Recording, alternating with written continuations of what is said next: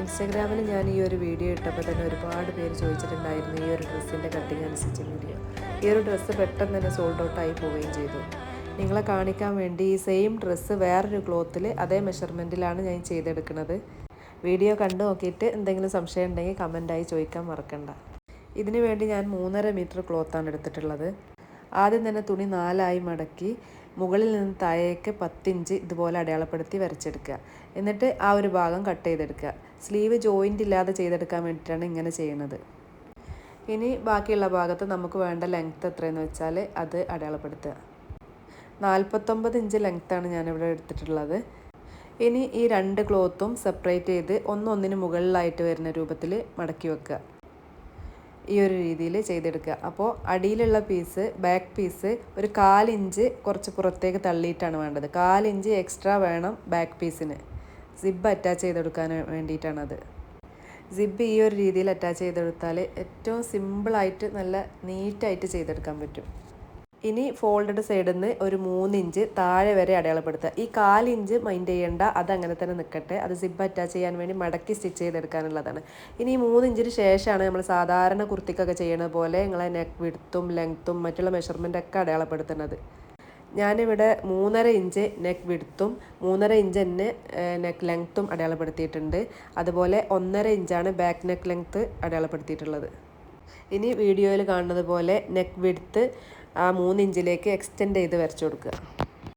3.5 ഇഞ്ചാണ് ഷോൾഡർ അടയാളപ്പെടുത്തുന്നത്. 3.5 inch neck വിഡ്ത്തും 3.5 inch ഷോൾഡറും മൊത്തം 7 ഇഞ്ചാണ് അടയാളപ്പെടുത്തി കൊടുക്കേണ്ടത്. പിന്നെ അവിടുന്ന് താഴേക്ക് 7.5 ഇഞ്ചും അടയാളപ്പെടുത്തിയിട്ടുണ്ട്. കുറച്ച് ലൂസായി കിടക്കുന്ന ഡ്രസ്സായതുകൊണ്ട് 7.5 ഇഞ്ചാണ് അടയാളപ്പെടുത്തിയിട്ടുള്ളത്. ഇനി ആ ഒരു ലൈനിലൂടെ വരച്ചെടുക്കുക. അവിടുന്ന് താഴേക്ക് ഒരു 7 ഇഞ്ച് കൂടെ അടയാളപ്പെടുത്തിയിട്ടുണ്ട്. വേസ്റ്റ് മെഷർമെൻറ്റാണ് അവിടെ മാർക്ക് ചെയ്യേണ്ടത്. ഞാനിവിടെ ചെസ്റ്റ് മെഷർമെൻറ്റ് 10 ഇഞ്ചാണ് എടുത്തിട്ടുള്ളത്. 1 ഇഞ്ച് സീം അലവൻസും അങ്ങനെ 11 ഇഞ്ച് ഇവിടെ അടയാളപ്പെടുത്തുക. നിങ്ങളെ കറക്റ്റ് ചെസ്റ്റ് മെഷർമെൻറ്റിനോടൊപ്പം 1/2 ഇഞ്ച് കൂടെ കൂട്ടിയിട്ടുള്ള ഒരളവാണ് അടയാളപ്പെടുത്തേണ്ടത്. അതിനുശേഷം 1 ഇഞ്ച് സീം അലവൻസും കൂടെ അടയാളപ്പെടുത്തുക. വേസ്റ്റ് മെഷർമെൻറ്റായിട്ട് 9 ഇഞ്ചാണ് ഞാൻ അടയാളപ്പെടുത്തിയിട്ടുള്ളത്. 1 ഇഞ്ച് സീം അലവൻസും കൊടുത്തിട്ടുണ്ട്. ഇനി ആം ഹോളാണ് അടയാളപ്പെടുത്തി കൊടുക്കേണ്ടത്.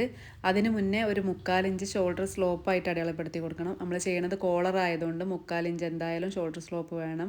ആ ഒരു പോയിന്റിൽ നിന്ന് താഴേക്ക് 7 ഇഞ്ച് അടയാളപ്പെടുത്തി, നമ്മൾ ആദ്യം അടയാളപ്പെടുത്തിയത് 7 ഇഞ്ചാണ് ആം ഹോൾ ലെങ്ത് ആയിട്ട്. അതിന് സെൻറ്റർ കണ്ടിട്ട് അവിടുന്ന് ആം ഹോൾ കർവ് വെച്ചിട്ട് ഇതുപോലെ ഒന്ന് ഷേപ്പ് ചെയ്ത് കൊടുക്കുക. ആം ഹോൾ കർവ് ഇല്ലയെന്നുണ്ടെങ്കിൽ ആ സെൻറ്ററിൽ നിന്ന് ആ കോർണറിൽ നിന്ന് 1 ഇഞ്ച് അടയാളപ്പെടുത്തിയിട്ട് ഫ്രീ ഹാൻഡ് ആയിട്ട് വരച്ചെടുത്താലും മതി. ഇനി സെൻറ്ററിൽ നിന്ന് ഉള്ളിലേക്ക് ഒരു 1/2 ഇഞ്ച് അടയാളപ്പെടുത്തിയിട്ട് ഈ ഒരു രീതിയിൽ ഫ്രണ്ട് ആം ഹോളും കൂടെ വരച്ചെടുക്കുക. ഈ ഒരു രീതിയിൽ ഫ്രണ്ട് ആം ഹോൾ കുഴിച്ച് വരച്ചു കൊടുത്താൽ എക്സ്ട്രാ ഇങ്ങനെ പൊങ്ങി കിടക്കണ ആം ഹോളിൻ്റെ ഭാഗത്ത് ക്ലോത്ത് ഇങ്ങനെ പൊങ്ങി കിടക്കണ ഒരു പ്രശ്നമൊന്നും ഉണ്ടാവില്ല. ഇനി ചെസ്റ്റ് തൊട്ടിട്ട് വേസ്റ്റ് വരെ ഇതുപോലെ നമ്മൾ അടയാളപ്പെടുത്തിയ ലൈനിലൂടെ വരച്ചെടുക്കുക. ഇനി നമ്മൾ അടയാളപ്പെടുത്തിയ ലൈനിലൂടെയൊക്കെ ഒന്ന് കട്ട് ചെയ്തെടുക്കണം.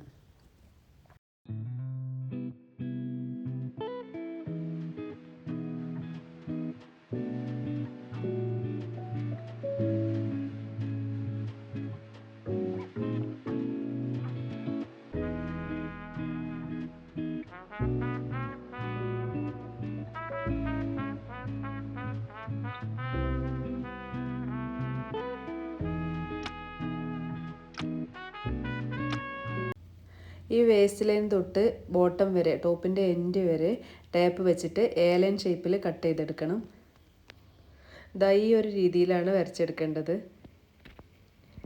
ഇനി ഇതിൻ്റെ എൻഡിൽ ഒരു 2 ഇഞ്ച് കയറ്റിയിട്ട് കട്ട് ചെയ്തെടുക്കുക.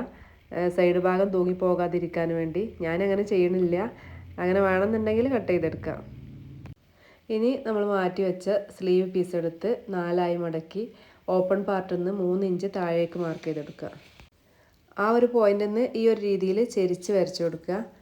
ആ ലൈനിൻ്റെ സെൻറ്റർ ഇതുപോലെ ടാപ്പ് വെച്ച് മടക്കി പിടിച്ചിട്ടൊന്ന് അടയാളപ്പെടുത്തിയിട്ട് ആം ഹോൾ കർവ് വെച്ചിട്ട് തന്നെ ഇതുപോലെ ഒന്ന് ഷേപ്പ് ചെയ്തെടുക്കുക.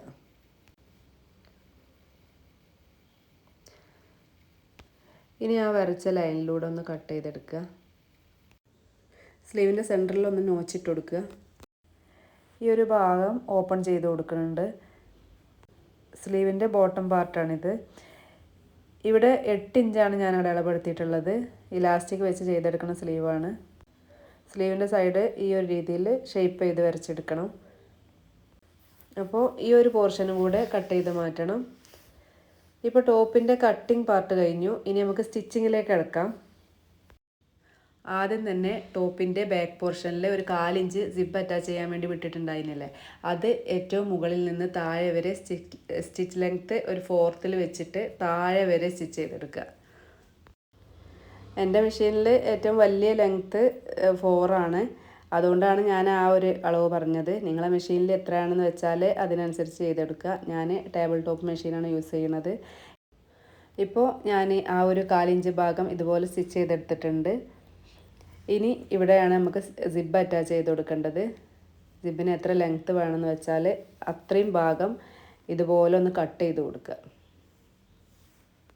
എന്നിട്ട് അത് ഓപ്പൺ ചെയ്ത് കൊടുത്തിട്ട് സിബിൻ്റെ സെൻറ്ററും ആ സ്റ്റിച്ച് ചെയ്തതിൻ്റെ ആ ഒരു സെൻറ്ററും കൂടെ ഒരുമിച്ച് വരുന്ന രൂപത്തിൽ സിബിൻ്റെ 3 ഭാഗവും സ്റ്റിച്ച് ചെയ്ത് ഡ്രസ്സിൽ പിടിപ്പിക്കുക. നമുക്ക് സിബ് എത്ര ലെങ്ത്താണ് വേണ്ടതെന്ന് വെച്ചാൽ അത്രയും ഭാഗം മാത്രം സ്റ്റിച്ച് ചെയ്തെടുത്താൽ മതി. അപ്പോൾ ഇതുപോലെ സിബ്ബർ ഫുട്ട് യൂസ് ചെയ്തിട്ട് വേണം ചെയ്യാൻ. അപ്പോഴാണ് സിബ് നല്ല നീറ്റായിട്ട് അറ്റാച്ച് ചെയ്തെടുക്കാൻ പറ്റുക. ഇതുപോലെ പിന്ന് ചെയ്തിട്ട് ഒന്ന് സ്റ്റിച്ച് ചെയ്തെടുക്കുക. അങ്ങനെ ചെയ്താൽ ഈ സിബും ക്ലോത്തും കൂടെ നീങ്ങിപ്പോണ അവസ്ഥ ഒന്നും വരില്ല. കറക്റ്റ് സെൻറ്ററിൽ തന്നെ സ്റ്റിച്ച് വീണോളും. സിബ് ഓപ്പണിങ് എത്രയാണ് വേണ്ടതെന്ന് വെച്ചാൽ അതുവരെ നമ്മൾ സ്റ്റിച്ച് ചെയ്തെടുത്ത് ആ തയ്യൽ ഓപ്പൺ ചെയ്തെടുക്കണം. ഈ ഒരു രീതിയിലാണ്, ഇത്രയും ഭാഗമാണ് ഞാൻ ഓപ്പൺ ചെയ്തെടുക്കുന്നത്. ബാക്കിയുള്ള പോർഷൻ അങ്ങനെ തന്നെ വിടുകയാണ്. ഇനി ആ സിബിൻ്റെ മുകളിലുള്ള ഭാഗം എക്സ്ട്രാ വന്നതുണ്ടല്ലോ, അത്രയും ഭാഗം കട്ട് ചെയ്തെടുക്കുക. ഇനിയിപ്പോൾ നെക്കിൽ പ്ലീറ്റ് ഇട്ട് കൊടുക്കണം. അതിന് വേണ്ടിയിട്ട് നമ്മൾ 6 ഇഞ്ച് ഇതുപോലെ അടയാളപ്പെടുത്തി വെച്ചിട്ടുണ്ട്. 2 സൈഡിലും 3 ഇഞ്ച് 3 ഇഞ്ച് വരുന്ന രൂപത്തിൽ ഇത്രയും ഭാഗം നമ്മൾ പ്ലീറ്റ് ഇട്ടിട്ട് ഞൊറിവുകൾ ഇട്ടിട്ട് ഇതുപോലെ ആദ്യമുള്ള നമ്മളെ നെക്കിൻ്റെ പോർഷൻ ഉണ്ടല്ലോ അതിലേക്ക് അതിൻ്റെ അതേ അളവിൽ വരുന്ന രൂപത്തിൽ നമ്മൾ അത്രയും ഭാഗം പ്ലീറ്റ് ഇട്ട് കൊടുക്കുക. മൊത്തം 3.5 ഇഞ്ചാണ് നമ്മൾ നെക്കിൻ്റെ വിടുത്ത്. അതുവരെ ഈ എക്സ്ട്രാ പോർഷൻസ് പ്ലീറ്റ് ഇട്ട് അതിലേക്ക് ജോയിൻ ചെയ്ത് കൊടുക്കണം. ആ സെയിം രീതിയിൽ തന്നെ ബാക്ക് പോർഷനും പ്ലീറ്റ് ഇട്ട് കൊടുക്കണം. എക്സ്ട്രാ വരുന്ന 3 ഇഞ്ച് 3 ഇഞ്ച് 2 സൈഡിലും വരുന്ന ഭാഗം ഉണ്ടല്ലോ, അതാ നമ്മളെ നെക്ക് പോർഷൻ എത്ര ഉള്ളതെന്ന് വെച്ചാൽ അതിലേക്ക് പ്ലീറ്റ് ഇട്ട് കയറ്റി കൊടുക്കണം. ഈ ഒരു രീതിയിൽ സ്ലോ ആയിട്ട് എല്ലാ പ്ലീറ്റും ഒരേ ലെങ്ത്ത് വരുന്ന രൂപത്തിൽ ശ്രദ്ധിച്ച് സ്റ്റിച്ച് ചെയ്തെടുക്കുക. പ്ലീറ്റുകൾ ഇട്ട് കഴിഞ്ഞതിന് ശേഷം ഒന്ന് മെഷർ ചെയ്തെടുക്കുക. നമ്മൾ പറഞ്ഞ 3.5 ഇഞ്ചാണ് നമ്മൾ ഒരു ഭാഗത്തേക്ക് നെക്കിൻ്റെ വിടുത്ത് എടുത്തിട്ടുള്ളത്. അത്രയും അളവ് കറക്റ്റായിട്ടുണ്ടോ എന്നൊന്ന് മെഷർ ചെയ്ത് കൊടുക്കുക. അതിന് ശേഷം ഷോൾഡർ അറ്റാച്ച് ചെയ്ത് കൊടുക്കണം.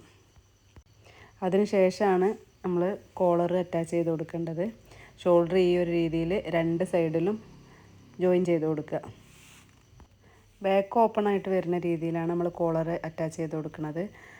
അപ്പോൾ അതിന് വേണ്ടിയിട്ട് നമ്മൾ ചെയ്ത ടോപ്പ് ഈ ഒരു രീതിയിൽ, അതിന് നെക്ക് പോർഷൻ ഈ ഒരു രീതിയിൽ വെച്ച് കൊടുക്കുക. മെഷർ ചെയ്തെടുക്കാൻ വേണ്ടിയിട്ടാണ്. ഇത്രയും ഭാഗം ഒന്ന് ടാപ്പ് വെച്ചിട്ട് മെഷർ ചെയ്തെടുക്കുക. ഈ ഒരു എൻഡിൽ നിന്ന് മറ്റേ എൻഡ് വരെ ഒരു 2 തവണയെങ്കിലും നമ്മളൊന്ന് മെഷർ ചെയ്തെടുക്കണം. കറക്റ്റ് അളവ് കിട്ടണം. മെഷർമെൻറ്റ് കറക്റ്റ് അല്ല എന്നുണ്ടെങ്കിൽ നമുക്ക് കോളർ റെഡിയായി കിട്ടില്ല. അതാണ് പറയണത്. ആദ്യം ഒന്ന് അളവെടുക്കുക, എന്നിട്ട് ഒന്നും കൂടെ ഒന്ന് ചെക്ക് ചെയ്ത് ഉറപ്പ് വരുത്തുക എത്രയാണ് വരുന്നതെന്ന്. എനിക്കിവിടെ കിട്ടിയിട്ടുള്ളത് 10.5 ഇഞ്ചാണ്. ഇനിയിപ്പോൾ ഒരു ക്യാൻവാസ് പേപ്പർ എടുത്തിട്ട് ഇതുപോലെ ഒന്ന് ഒരു ലൈൻ വരച്ചു കൊടുക്കുക. എന്നിട്ട് നമ്മൾ ചെയ്ത് വെച്ച ടോപ്പ് ഉണ്ടല്ലോ, അത് ആ ലൈനിൽ അതിൻ്റെ ടോപ്പിൻ്റെ ഫോൾഡഡ് സൈഡ് ഈ ഒരു രീതിയിൽ വീഡിയോയിൽ കാണുന്ന രൂപത്തിൽ ഇതുപോലെ വെച്ചിട്ട് ഒന്ന് വരച്ചെടുക്കണം. ഇച്ചിരി ഒന്ന് കർവ് ചെയ്ത് വെച്ചിട്ടാണ് വരച്ചെടുക്കേണ്ടത്.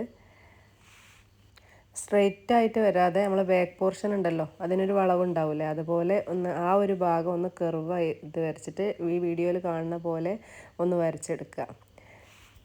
ഇനിയിപ്പോൾ കോളറിൻ്റെ വിടുത്ത് എത്ര വേണ്ടതെന്ന് വെച്ചാൽ ആ ഒരു അളവ് അടയാളപ്പെടുത്തി കൊടുക്കുക. ഞാനിവിടെ 3/4 ഇഞ്ചാണ് എടുത്തിട്ടുള്ളത്. നിങ്ങൾക്ക് എത്രയാണ് വേണ്ടതെന്ന് വെച്ചാൽ 1 ഇഞ്ച് വേണമെങ്കിൽ അങ്ങനെ ചെയ്യാം.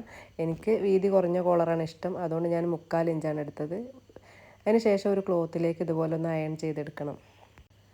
ഇനി താഴേക്ക് മടക്കി തയ്ക്കാൻ വേണ്ടിയിട്ട് ഒരു 1/4 ഇഞ്ച് വിട്ടിട്ട് കട്ട് ചെയ്തെടുക്കുക. ഈ ഒരു ഭാഗം പെർഫെക്റ്റായിട്ട് കിട്ടാൻ വേണ്ടിയിട്ട് ഞാൻ ഗ്ലൂ വെച്ചിട്ട് സ്റ്റിക്ക് ചെയ്തെടുക്കുകയാണ്. സ്റ്റിക്ക് ചെയ്തിട്ട് ഞാനൊന്ന് അയൺ ചെയ്തും കൂടെ എടുത്തിട്ടുണ്ട്. ഇനി വേറൊരു ക്ലോത്ത് എടുത്തിട്ട് അതിന് മുകളിലേക്ക് ഈ പീസ് വെച്ചിട്ട് ഇതുപോലെ ഈ ക്യാൻവാസിനോട് ചേർന്ന് സ്റ്റിച്ച് ചെയ്തെടുക്കുക. എന്നിട്ട് അതിന് ശേഷം സ്റ്റിച്ച് ചെയ്തതിന് ശേഷം ബാക്കി വരുന്ന എക്സസ് ആയിട്ട് വരുന്ന ഭാഗങ്ങൾ കട്ട് ചെയ്തിട്ട് ഇതുപോലൊന്ന് അതിൻ്റെ എൻഡൊക്കെ ഒന്ന് മടക്കി എടുക്കണം. എന്തെങ്കിലും ഒരു ഷാർപ്പുള്ള എഡ്ജൊക്കെ വെച്ചിട്ട് ഈ കോർണറൊക്കെ ഒന്ന് ഷാർപ്പ് ചെയ്തെടുക്കണം. ഇനി ഈ തയ്യൽ തുമ്പിൽ മറിച്ചെടുക്കുമ്പോൾ ഫിനിഷിങ് കിട്ടാൻ വേണ്ടിയിട്ട് ചെറിയ ചെറിയ കട്ടുകൾ ഇട്ട് കൊടുക്കുക. അതിന് ശേഷം ഇതൊന്ന് മറിച്ചെടുത്തിട്ട് അയൺ ചെയ്തെടുക്കണം. ഇനി 1/4 ഇഞ്ച് വിട്ടിട്ട് ബാക്കിയുള്ള തുണി ഇതുപോലെ കട്ട് ചെയ്ത് ഒഴിവാക്കുക.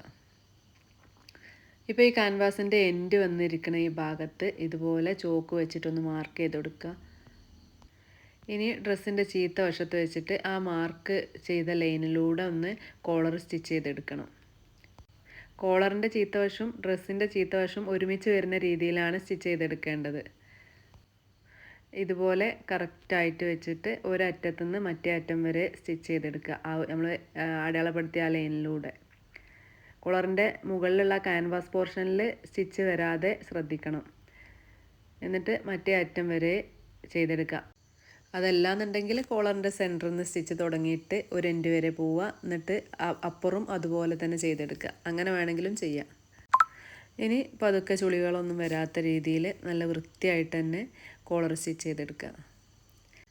നമ്മൾ അതിൻ്റെ തയ്യൽ തുമ്പ് മടക്കി ഗ്ലൂ ചെയ്ത് വെച്ചതുകൊണ്ട് തന്നെ നല്ല നീറ്റായിട്ട് തന്നെ കിട്ടും. ഫ്രണ്ട് പോർഷനിലേക്കാണ് ആ ഒരു ഭാഗം വരുന്നത്. അപ്പോൾ അത് നല്ല വൃത്തിക്ക് തന്നെ നമുക്ക് സ്റ്റിച്ച് ചെയ്തെടുക്കാൻ എളുപ്പമാണ്. ഈ ഒരു കോളർ ഫ്രണ്ടിലേക്ക് ഓപ്പൺ വരുന്ന രീതിയിൽ വേണമെങ്കിലും ചെയ്യാം. ഇപ്പോൾ ഇതാ കോളറിൻ്റെ സ്റ്റിച്ചിങ് ഒക്കെ കഴിഞ്ഞിട്ടുണ്ട്. ഇനി നമുക്ക് സ്ലീവ് അറ്റാച്ച് ചെയ്തെടുക്കണം വേണ്ടത്. സ്ലീവിൻ്റെ സെൻറ്ററിൽ നമ്മളൊരു നോച്ച് ഇട്ട് കൊടുത്തിട്ടുണ്ടായിരുന്നു. ആ ഭാഗവും ആം ഹോളിൻ്റെ സെൻറ്ററും കൂടെ വെച്ചിട്ട് 2 സൈഡിലേക്കും സ്റ്റിച്ച് ചെയ്തെടുക്കുക. അങ്ങനെ ആകുമ്പോൾ അളവിൽ വ്യത്യാസം വരാതെ തന്നെ സ്ലീവ് അറ്റാച്ച് ചെയ്തെടുക്കാൻ പറ്റും. ഇനി സ്ലീവ് എൻഡിൽ ഇലാസ്റ്റിക്കാണ് വെക്കണതെന്ന് പറഞ്ഞല്ലോ. അപ്പോൾ അതിന് വേണ്ടിയിട്ട് ഒരു 1/4 ഇഞ്ച് വീതിയുള്ള ഇലാസ്റ്റിക് എടുത്തിട്ട് സ്ലീവിൻ്റെ എൻഡ് ഒന്ന് മടക്കി തയ്ച്ചു കൊടുക്കുക. എന്നിട്ട് ഒരു മുട്ടുസൂചി എന്തെങ്കിലും വെച്ചിട്ട് അതിനുള്ളിലേക്ക് ഈ ഒരു ഇലാസ്റ്റിക് ഇതുപോലെ ഒന്ന് കയറ്റിയിട്ട് 2 തവണ ഒന്നുകൊണ്ട് വലിച്ചെടുക്കുക. അപ്പോൾ കറക്റ്റായിട്ട് ഞൊറിവുകൾ വീണ് അവിടെ നിന്നോളും. നമ്മൾ നേരത്തെ സീം അലവൻസ് എത്രയാണ് അടയാളപ്പെടുത്തിയതെന്ന് വെച്ചാൽ ആ ഒരു ലൈനിലൂടെ സ്റ്റിച്ച് ചെയ്തെടുക്കുക 2 സൈഡും. ഇനി അവസാനമായിട്ട് ബോട്ടം പാർട്ട് ഒന്ന് മടക്കി സ്റ്റിച്ച് ചെയ്ത് കൊടുക്കുക. അപ്പോൾ ഈ ഒരു രീതിയിൽ സ്റ്റിച്ച് ചെയ്ത് നോക്കണമെന്നുണ്ടെങ്കിൽ അഭിപ്രായം പറയാൻ മറക്കരുത് കേട്ടോ.